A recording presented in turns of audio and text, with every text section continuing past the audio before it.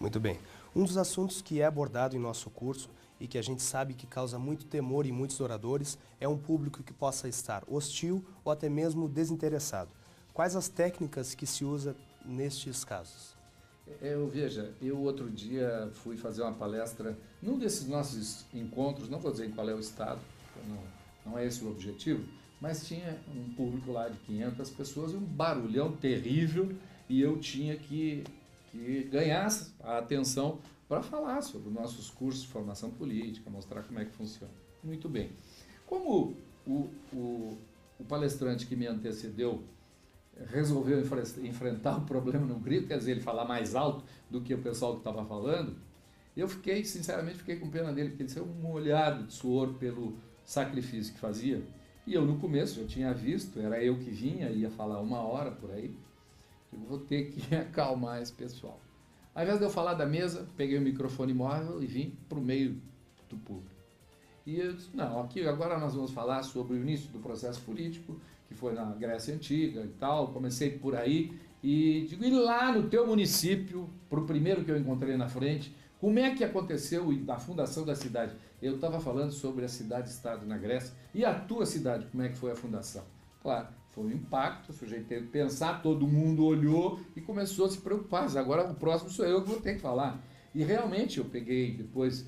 Pedi mais uma opinião, pedi para uma mulher, depois pedi para outro homem, pedi para um jovem, pedi para um mais velho, para uma mulher mais nova, mulher mais velha, e com aquilo todo mundo parou, e aí eu comecei a levar o que eu queria sem. Quando eu via que começava a haver alguma impaciência, que foi pouco, diga-se de passagem, eu voltava para o meio e jogava o microfone na boca de alguém com uma pergunta. Isso é uma técnica para a gente obrigar o pessoal a...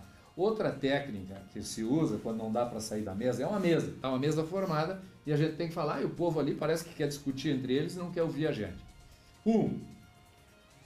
Não fala.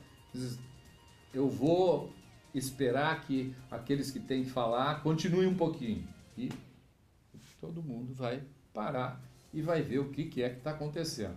Outra é, se tu está falando, o barulho é demais, está criando interferência, parece que a comunicação não funciona, pega e se tiver água em cima ali, uma garrafa d'água, pega a garrafa d'água, levanta e deixa ela cair na frente ali. Se for de vidro, melhor, mas se for de plástico, já dá um estardalhaço ali, todo mundo vai sentir que a coisa não está boa. E fique sério, não ria nem nada, faça isso com naturalidade e todo mundo vai parar, vai olhar e sentir que está pisando. E tem várias formas da gente prender o pessoal. Quer dizer, é possível e dá. Agora isso é com um pouco de experiência e um pouco de ousadia, um pouco de coragem, que a gente impõe a respeito pelos gestos da gente, né? Quem vai falar, quando a gente não está falando, e está todo mundo conversando, oba, é uma maior descontração. Chegou a hora de falar, aí formalismo, né? Pegar e ficar firme, não, nada de muito riso, muito gesto de mão e tal, agir como para ganhar respeito, impor a autoridade. Depois a coisa acontece, você sabe como é que a gente faz isso, né? Ótimo. Nós estamos vendo na prática, com um exemplo vivo, aquilo que nós viemos agora explanando em nosso curso, de forma teórica ou até mesmo lúdica. Então, para finalizarmos, doutor, qual um orador ou oradores que o senhor tem como exemplo e por quê? Veja, vocês devem imaginar que eu devo ter que saber como falar, né? Político, a primeira arma que a gente tem, vamos deixar a arma fora, né? Então, a qualidade maior que o político tem que ter é a comunicação. Velho chacrinha lá, né? Quem não se comunica, se trumbica, né? Não vai andar. Então, o político, mais do que tudo, a arma dele, a força maior, a qualidade primeira dele, tem que ser a comunicação. Muito bem. Modelos de comunicação varia em razão do público, em razão da faixa etária. Então, se eu dissesse, não, este político é o cara ideal. Não, vamos a algumas regras que a gente depois constrói o modelo para uma pessoa. Nós vamos ver que isto ninguém é completo, né? Todo mundo... Primeiro, a entonação de voz é muito importante. E nós temos, eu não vou dar nomes, mas agora mesmo nós temos no processo político nacional bons oradores pela entonação de voz. Conhecimento sobre o que vai se falar é mais importante que a entonação de voz. O sujeito vai se meter a falar, eu não vou dar nome de ninguém, mas pensem dos personagens da política brasileira. Tem um que, se ele quiser falar sobre educação, sobre leitura, sobre não sei o que, com um discurso sério, ninguém vai levar ele a sério. Por quê? Porque ele não é do perfil dele. Então, tem que adequar o perfil, a entonação de voz, ao conhecimento que a pessoa tem sobre o que vai falar. Senão ele vai ser um grande ator, mas ele tanto pode estar falando para o bem como para o mal, que é tudo a mesma coisa. Fala, os gestos são os mesmos, a voz é a mesma, e o que ele está dizendo, ninguém vai guardar é a imagem, vai guardar a gesticulação, talvez guarde até som, mas não guarda a ideia. E o que interessa na comunicação do político é a ideia. Porque às vezes a gente vê muito aí nessas reuniões políticas ou comícios, tem alguns oradores que parecem brilhantes, falam, que barbaridade, aí depois termina a reunião e tu vai embora. Como é que foi mesmo? Qual é a mensagem que essa pessoa deixou? O que foi que ele disse? Nada. Nada. Gesticulou muito, falou alto, gritou e ninguém viu. Então, tenha o conhecimento, tenha a voz e tenha o gesto. Vamos falar de dois políticos que foram grandes oradores no Brasil e que eu, jovem, vocês então talvez nem eram nascidos, vocês, né? Mas eu ainda jovem parava para ouvir.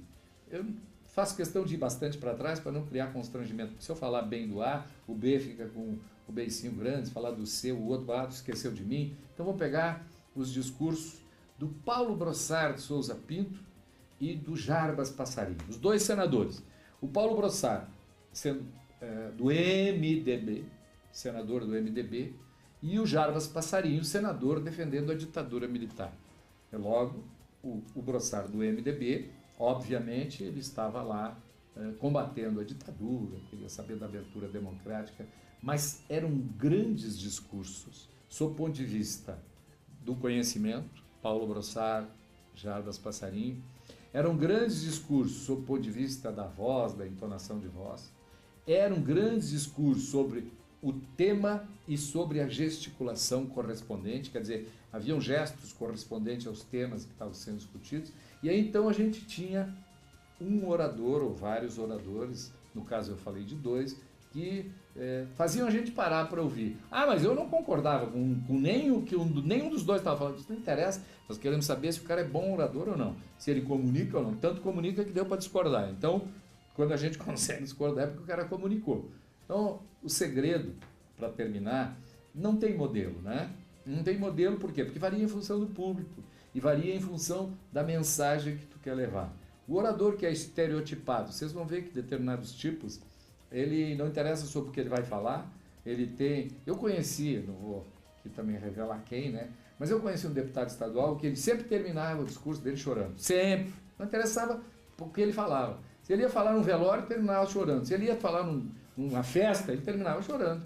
Se ele ia num casamento também, terminava chorando. Por quê? Porque a técnica de oratória dele era chorar ao final para ver se comovia as pessoas. Uma técnica respeitável, sob o ponto de vista dele. Eu, pessoalmente, penso que a oratória é um negócio um pouco diferente. Então, depende da circunstância, depende qual é a mensagem que a gente quer levar, depende se é em período de campanha eleitoral ou não é em período de campanha eleitoral. O orador, ele não pode, isso é importante para vocês, vocês não podem fazer durante a campanha aquilo que vocês não fazem na vida, senão dá ideia de falsidade, dá ideia de pouca autenticidade. Então, quem é um orador comedido durante todo o tempo, chega na campanha, ele vai querer ser um orador que grita, que gesticula, não é o que o pessoal conhece, ele não vai ganhar o voto, vai perder. Aí tem um outro aí, e esse outro eu não conheço, não vou votar nele. Então, procure ser aquele modelo que você é. Tenha presente que o eleitor hoje tem tanta informação ou mais informação que nós temos.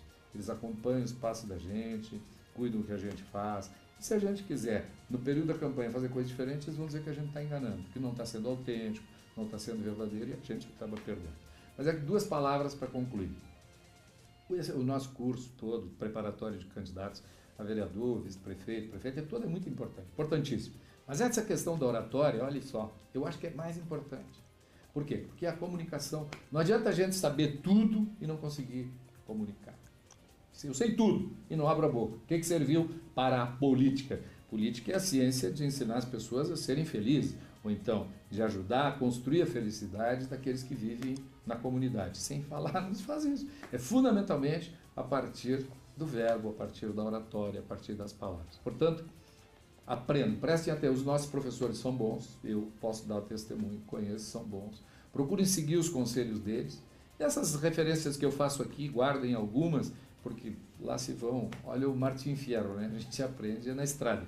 E eu já andei muito, vocês viram aí que eu tenho toda uma experiência no municipalismo, tenho uma experiência como secretário de Estado, como ministro de Estado, e principalmente lá em Brasília na articulação, que eu fiz articulação política em 2 governos, fui articulador político, presido a fundação, faço uma articulação nacional do partido. Quer dizer, eu já vi muito, então posso dar aqui esse testemunho para vocês, para que vocês possam utilizar ele melhor do que eu.